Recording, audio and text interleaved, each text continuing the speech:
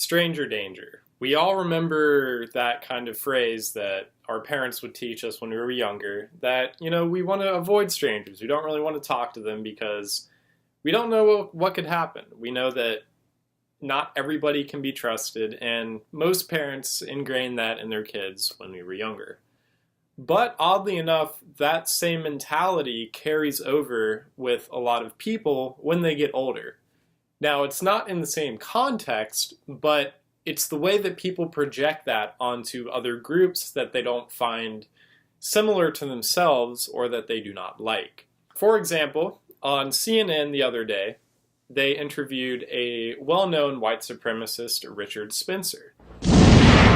Would you describe yourself as a white supremacist? I'm not a white supremacist, no.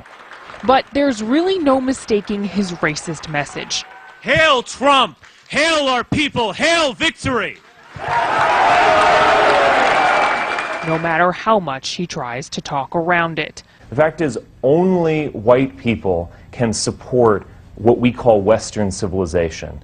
Richard Spencer is the self-professed leader of what he calls the alt-right movement. He comes across as polished, and he seems to be trying to dial back the neo-Nazi imagery he's become infamous for, without much success. So what would that look like if you had your way in the United States? How would you go through a process of removing people who are not white? They've come here, and therefore they could go home. You can go home again. There are ways of, whether it's a direct payment. What would you say, though, if Mexican Americans or African Americans said, hey, we're going to pay all the white people to leave and go back to Europe? An interesting prospect. I'm very flexible. Obviously, this is a bastardly absurd statement, and, white supremacy is atrocious enough within itself. But the mindset that Richard Spencer is projecting, unfortunately, a lot of people resonate with. As we've seen with the election of Donald Trump, a lot of the authoritarian groups that are very active in this country have kind of been given a voice since Donald Trump hasn't denounced a lot of these groups that supported him.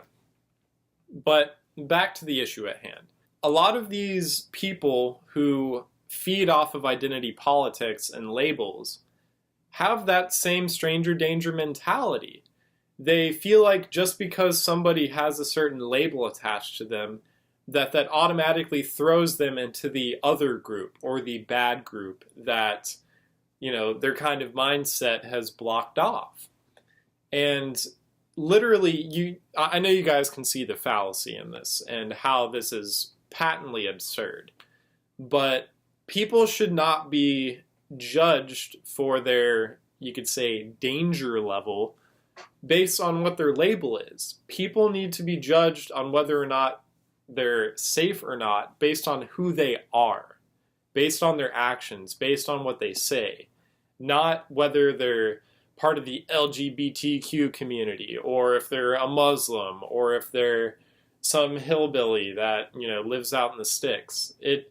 People need to take into account what their actions are and what their thought process leads to, not by how they're broadly bunched in with the label that they're assigned by society. So the mentality that a lot of people have is, it's very infantile, you could say. And a lot of people rationalize it by just blocking those people off, by throwing them into that group. And it makes it easier for them to kind of bunch all those people into one group instead of having to dedicate the brain power to think about the nuance of different people and what their views are in reality. I know that a lot of you guys are intelligent out there, and you might already know this, but for the others that still play identity politics and still label people in a way that ostracizes them, don't. Be open-minded. Be willing to talk to people. And if you find that someone's an asshole or they're actually violent or something, don't take that because of the label that they have. Take that because of who they are as a person.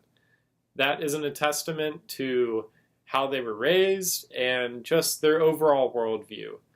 And while labels might help associate some of these people into those groups, the broader point is that you need to be nuanced to look at people in an individual way, not in such a group context.